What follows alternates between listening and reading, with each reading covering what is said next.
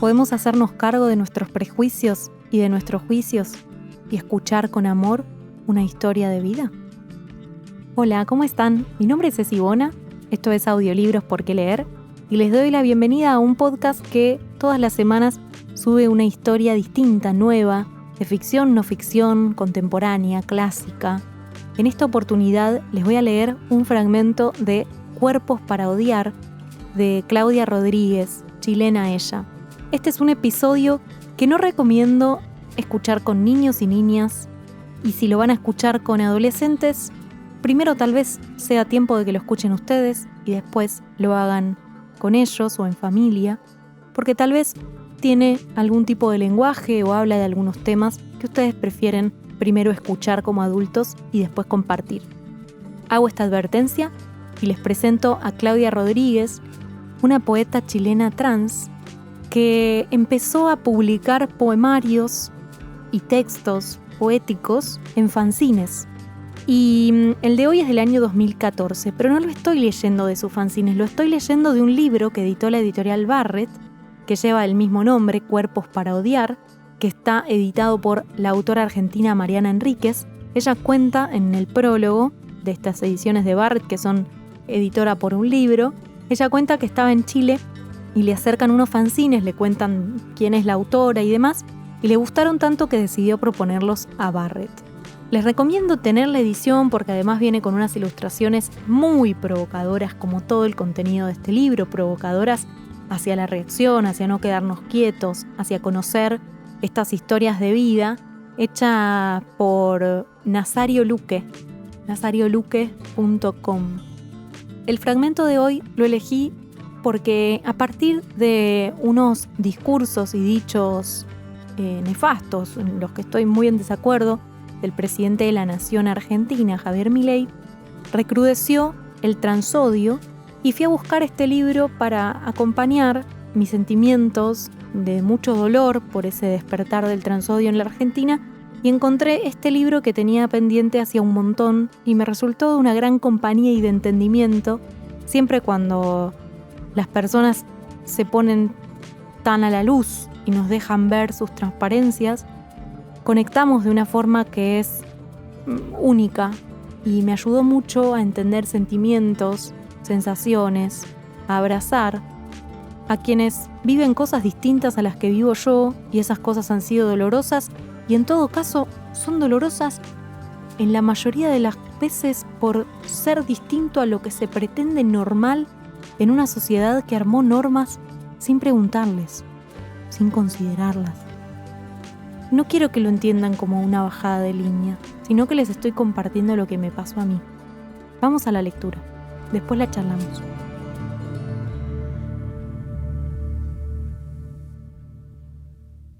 Amorosa, vamos a tener que salir corriendo rápido, rapidito para Patronato, porque tení que comprarte ropa, unos lindos zapatos y un regio vestido apretado, porque a la noche, weona, nos vamos de parranda con la Francesca y la Ilu. Vamos a recorrer todo el centro, pero regias las 4. Me dijo la Barbie, a quien se le conocía como la Ponete tú. Ella en la vida, en el acontecer cotidiano, tenía la actitud y el cuerpo de una gran pantera ardiente y azabache, así como la exuberancia runrunera de la Amanda Miguel en pleno show de principio de los 80, artísticamente selvática, pero de cabellera amplia y oscura. Una extraña mezcla mítica de felino y gacela, por sus piernas larguísimas, delgada toda, con el singular y gran talento que explotaba obsesivamente, el de hablar y runrunear un correcto y glamoroso idioma argentino, empezando cualquier frase diciendo «ponete tú». Explotaba con tanto éxito esta delirante rutina que los clientes, policías, militares, traficantes y delincuentes comunes la pedían por su imaginería y no otra cosa. Siempre se hizo querer por todas. Así recordamos hasta el día de hoy a la Barbie desde el día en que se la llevó el chiste, la amarga broma del SIDA.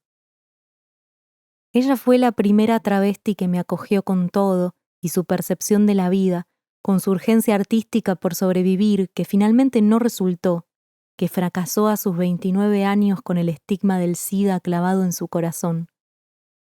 De ella fue que aprendí a runrunear este perverso idioma, el del infratexto, el de la más posible inquietud y búsqueda de lo no explícito, como una espía, una Matahari chilensis, traficante folclórica, maga marginal, fiel a sí misma y a la manada travesti, transgénera, transexual. Esa noche terminé vestida de leoparda dentro de un vestido elasticado con manchas claras y oscuras, que se adhería fielmente a la epidermis, y unos tacos blanquísimos como de princesa.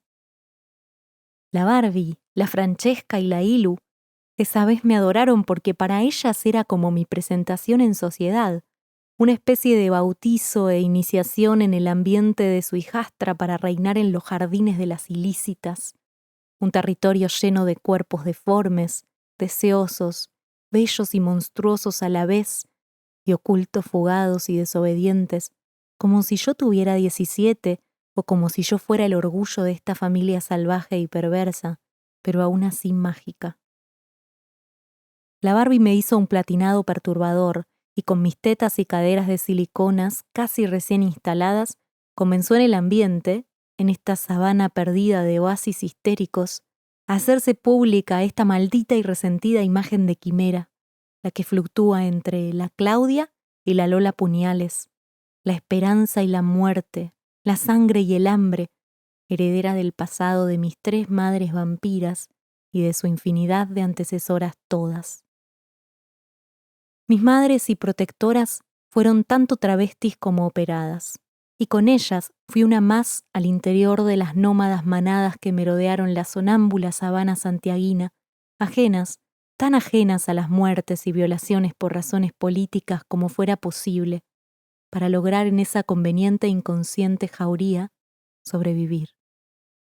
La sobrevivencia en esos años tenía que ver con no saber, con no ver ni oír nada, y aún más para estas yeguas travestis y operetas, ilegítimas e insignificantes para cualquier estado de sitio, cliente de rango o milico. La comprensión del travestismo y la transexualidad en el idioma de los medios de comunicación se propone para los inexpertos pero inquietos interesados televidentes ser algo así como la dificultad de diferenciar a viva fuerza, con agudeza infinita en el ojo y de lejos, a través de la maleza y los árboles, una cebra pastando de una tigra babeando con intensidad sus jugos gástricos tras el pastizal. Los programas de televisión insisten en mostrar las operaciones de transformación del cuerpo, pero no en visibilizar a esos mismos cuerpos asesinados por grupos neonazis, pandilleros, grupos paramilitares e incluso ajusticiamientos por sus mismas iguales. Para la tele, en la geografía a través de la historia, convenientemente, las líneas tienen la capacidad cosmética de engañar hasta el ojo más cristiano. Solo una pupila experimentada podría en las mismas circunstancias saber si es apropiado acercarse más o huir raudos por la derecha frente a la posibilidad de caer víctima de un inapropiado zarpazo del animala, momento que podría, además, ser captado por las omnipresentes cámaras de la National Geographic, que lo difundirían por todo el mundo en jocosos programas de humor que aumentarían notablemente las ganancias en el mercado total. Como dice un amigo intersexual, al final los detalles no tienen ninguna importancia. Los instantes hay que experimentarlos. Se viven para que nadie te cuente si el sabor es salobre o si dulzón. Y yo agregaría si el contacto finalmente es un zarpazo o una suave caricia de tigra. Fue la Barbie quien me presentó a la Francesca, otra de mis grandes madres prostitutas, tan viajada ella como el viejo pascuero. La Francesca tenía el porte de una matriarca, es decir, la imagen y el volumen de una auténtica paquiderma líder de manada, como el gran eunuco de un trágico harem travesti de feas y bellas. A su lado todas éramos pequeñas soldaditas, barbudas y vulnerables dumbitas. Incluso la ponete tú, cuando la Francesca filosofaba sus historias con aire y solemnidad militar, con una melodía como de campaña que solo ella sabía trompetear. Era una de las que paraba las orejas en punta, fijaba su nariz menina al instante en un solo lugar y como todas en esta fuente de ficticias, quedábamos mudas, invisibles, atónitas, rodeando y fijando los ojos en el centro de esa magistral estructura narrante, con las pinzas en posición de descanso. Nuestras barbas se volvían azules esperando que terminaran los cuentos.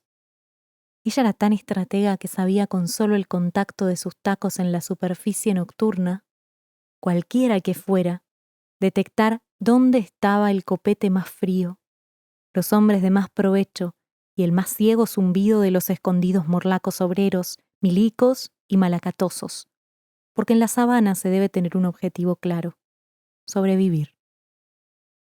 La Francesca había pasado por tanto en la vida que tenía en la mente y en el cuerpo profundas marcas como las arrugas que van formando los desprendimientos de gruesa piel en las patas de las más viejas elefantas que aprendieron, a través de las estaciones, a predecir lo fructífero del viento, la tragedia de la lluvia, la renovación del fuego y la destrucción de la sequía. Todo lo sabía, y eran tantos los detalles que era imposible distinguir si en algún momento inventaba u omitía información para mantenernos en la manada, atentas, agrupadas en continuo entrenamiento catedrático para el avispamiento travesti. La Francesca me despabilaría para entender, en el futuro, que no se da un paso, que no se levanta una pata, sin tener las otras firmes, seguras, férreas, con el ojo pendiente en la distancia, siempre en espera inevitable de la aparición sorpresiva del militar cazador furtivo, de su mirilla y de su disparo transfóbico. La Francesca era una sabia elefanta, una machi que nos conectaba con la lógica de lo divino, de ser lo que somos, identidades en tránsito y siempre en riesgo de muerte, en continua resistencia a la extinción. Ella, después de una trágica historia de amor, fue a desaparecer sola por las calles de Buenos Aires. Dicen alcohólica, drogadicta, desnutrida y golpeada por la policía hasta la muerte. Dicen que murió mala como vivió. Para mí ella era la más bella. Después conocí a la Ilusión, una señora de unos 70 años que en algún momento fue la bestia mayor del exótico espectáculo subterráneo del período uniformado nacional, pero que ahora retirada vivía de las rentas y de la admiración de las posteriores generaciones. La Ilu, en su juventud, fue estrella del Blue Ballet de la casa de la tía Carlina, y con el tiempo, en democracia, se fue estableciendo como dueña y cabrona de un prostíbulo de travestis por ahí por el barrio Mata. La Ilu siempre me dio la impresión de ser un elefante blanco, aburrida. Ella toda era como pálida, como masa de harina y levadura para hacer pan, pero en infinito reposo, quizás por la falta de sol o por una incuantificable percepción de fracaso del show o de las promesas de los amantes que nunca se consolidaron, o simplemente por la diabetes que dejó avanzar, horizontal, durante años en la misma cama en donde recibió siempre a todas sus visitas, después del negro. Por más ilustres que éstas fueran, por más extranjeras que fueran las operetas que vinieran de Europa a verla y a lucir sus últimas batallas por dominar la belleza, el paso de los años y la tristeza de los amantes incumplidos no se levantaba de su cama. Nunca lo dijo con certeza, porque las conversaciones que tuvimos mientras vivió eran siempre en relación al vestido, a la tela y al brillito del show en el ballet, a la tersura de su juventud, al millón de fotos pegadas por toda la pared de su eterno habitáculo de osa polar con calvicie, eternamente estresada. ¿Por qué se habrá puesto Ilusión? Finalmente, todas ellas fueron mis protectoras y mis madres, las que me constituyeron la Lola Puñales que hoy soy. Recuerdo que esa noche, la de mi presentación en el ambiente travesti, atravesamos todo Santiago en el taxi del viejo negro que era uno de los amantes de la Ilu, para llegar a lo que hoy es conocido como el sector de la Pincoya. Ahí, en este extremo de la ciudad, donde los márgenes se desdoblan o redoblan con la presencia de la maquinaria militar y de las sombras de los choros en todas las esquinas, se celebraba el retorno de una vieja travesti que volvía a Santiago, operada y rejuvenecida de las Europas, como 100 años después. Se decía que ella fue la única atrevida en la historia del transformismo que durante el período militar hizo un desnudo completo y que en el Blue Ballet todos los uniformados y el público en general se levantaba de sus asientos para aplaudirla eufóricamente, para alabarle los años de juventud andrógina, la claridad de su piel femme y perfumada, y la tensión de sus miembros en exquisitos movimientos duales. Para mis madres, esto era altamente significativo. Que una traba pudiera quedar totalmente desnuda frente al público, con el cuerpo a fondo iluminado, y ser la más hermosa, y que el público tuviera que interrogarse incontrolablemente acerca del cuerpo en el escenario. ¿Es hombre o mujer? Eso era tocar el cielo. Recuerdo que 3 horas después nos encontrábamos, ya sin recordar a la magnífica opereta, en una quinta de recreo en los sectores interiores y más recónditos de Recoleta. Y luego de saludar a unos cuantos conocidos de esa efervescente geografía y de empiparnos con chicha fiada a los delincuentes enamorados de nuestras curiosas formas, bailando nos despedimos para llegar a Mapocho, a un bien conocido clandestino de fieras choras y runruneras. Recuerdo que ese día, el día de mi presentación, se convirtió en el día más largo de mi vida. Recuerdo tanto, mareada, haberme sentido protegida a pesar de todo lo que ocurría a nuestro alrededor, aunque en todas las calles nos encontramos con pacos y milicos armados, aunque esos lugares de encuentros marginales por los que pasamos fueran lugares controlados por los más choros de la droga y en la televisión de lo único que se hablaba es de una posible guerra, y todo el mundo vivía asustado por el futuro que correría Chile. Siempre me sentí amparada por el trío de elefantas que me acogió, hasta que en un abrir y cerrar de ojos, en el clandestino, todo cambió y giró. El taxista se agarró a combos por defender de un ataque a la ILU, y no sé de dónde salió un cuchillo que se le quedó pegado en el pecho al negro, y gritando todas se fueron a la urgencia, a la posta, al hospital. Quedé sola, ahí, sin que fuera amanecer todavía, vestida de leoparda, rubia platinada, desconocida y desorientada, mareada y sin mi cartera que se había quedado guardada en el taxi. Me había quedado desolada y de improviso con un hambre frío que se sentía hasta en los ojos. No sé desde cuándo, desde qué momento, no sé de cuántos días atrás o de cuántos años antes, pero sentía un hambre acumulado que me invadía los ojos por fuera y por dentro, y como por atrás de los ojos. Recuerdo que cerca de la mesa había quedado un charco de sangre al que un garzón con un balde había escurrido con agua, y que la fiesta siguió como si nada hubiera pasado. La música y los clientes siguieron cantando de la misma forma en que antes lo habían hecho. Diagonal a mi mesa, cuando me despabilé y recordé algo que me había dicho la Marce sobre la cárcel, sobre el no quedar sola, sobre el auspicio, caí con la mirada de uno de los jóvenes de la mesa de más allá que me pidió acercarme. Esa mañana nos habíamos ido a Patronato tan rápido y sin comer, y durante el día no tuve un momento para almorzar por la emoción de salir.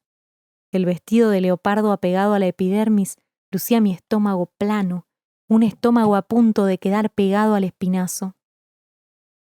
El vestido quedaba a la medida en mi cuerpo, pero ocultaba la muerte que se experimenta cuando se sufre de hambre. Recuerdo haber sentido un hambre tan grande, así como de recuerdos de infancia, de hogar, de mamá biológica, de mi cama, de sábanas blancas cosidas por ella, y caminé hacia la mesa del hombre con la esperanza de que me pagara algo de comer, sonriendo y equilibrándome en los blancos tacos como una verdadera princesa. Un hombre preguntó mi nombre, pidió más cervezas y se detuvo a examinarme para decir: yo he estado con las mejores rubias que te puedas imaginar, les pago todo, los mejores hoteles de Santiago, cuando me gustan mucho hasta les regalo joyas caras. Pero a vos ni cagando, a mí me gustan las rubias de verdad. Mientras el hombre hablaba, recordé el charco de sangre del negro cerca de la mesa y el agua diluyéndola del suelo. Recuerdo que la sangre insistía en adherirse a la superficie del piso de cemento, fijándose, marcando la realidad del trágico acontecimiento que mató al negro por defender a su amada Ilu, que murió después de pena, viuda. Pero recuerdo que, sin llorar, me empecé a sentir como ese charco de sangre, del que en un momento salió vapor y que se aferraba al suelo, y aunque le echaran agua, cloro, ácido, de todas formas permanecería siendo sangre, sangre, sangre y yo la Lola, mientras el otro hombre de la mesa me llamaba Claudia, Claudia, Claudia, insistentemente. El joven, el hombre que habló en esa oportunidad, se podría decir que es el peor de los maleantes o traficantes de Santiago, pero me llevó lejos de ese clandestino. Él en su cara, en el párpado del ojo izquierdo, tiene una marca de guerra que continuamente beso. Él, hace algún tiempo, como si fuera un poeta maldito, me habló del capitalismo, de la alineación y de la revolución. La última vez que estuvimos juntos, abrazados, con una tristeza cruel como sus marcas de guerra, me preguntó: Claudia, ¿a quién matarán primero? ¿A ti o a mí?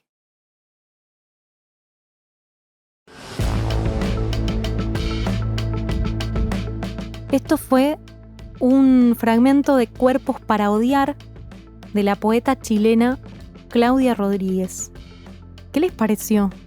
¿Pudieron entrar en sintonía con el texto? Tal vez tengan que escucharlo más de una vez para poder llevarse todo el sabor, el olor, los paisajes que nos propone esta autora con lo que nos cuenta. Hay algo de este comienzo en el fragmento que les leí que tiene que ver con, o que se parece mucho, a Las Malas de Camila Sosa Villada, donde ambas cuentan historias parecidas, ¿no? Este grupo de travestis, de trans, de personas trabajadoras sexuales que tienen como una especie de familiaridad entre ellas, y acá lo que nos está presentando la narradora es una familiaridad con travestis más viejas que la presentan en sociedad, toda esta ternura de la familia que, como bien dice este texto, escapa a los medios de comunicación que informan en general sobre cuestiones que nada tienen que ver con el generar una paz social y un entendimiento al otro, a la otra, a la diferencia, a uno, al que supuestamente se parece a uno, y más tiene que ver con condenar, una condena social. Ojalá les haya gustado, les haya resonado, tengan ganas de seguir buscando más de este tipo de literatura. Por mi parte, contarles que me gustaría saber qué les pasó con el episodio, así que @porqueleeroc en todas las redes, y también acá me pueden dejar un comentario, alguna estrella o like votando, tanto si están en Spotify como en YouTube.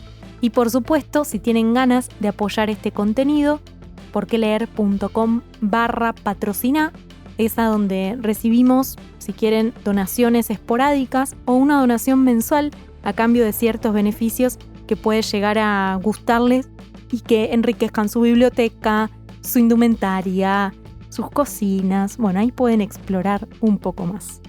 A Dani Fernández también le agradezco especialmente, él es quien edita estos episodios y a él lo pueden contactar si quieren hacerlo parte de sus equipos de trabajo, como danirap.f o Activando Producciones Proyecto en redes sociales.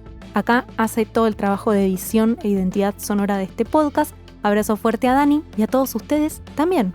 Otros abrazos. Hasta la próxima lectura. Chau.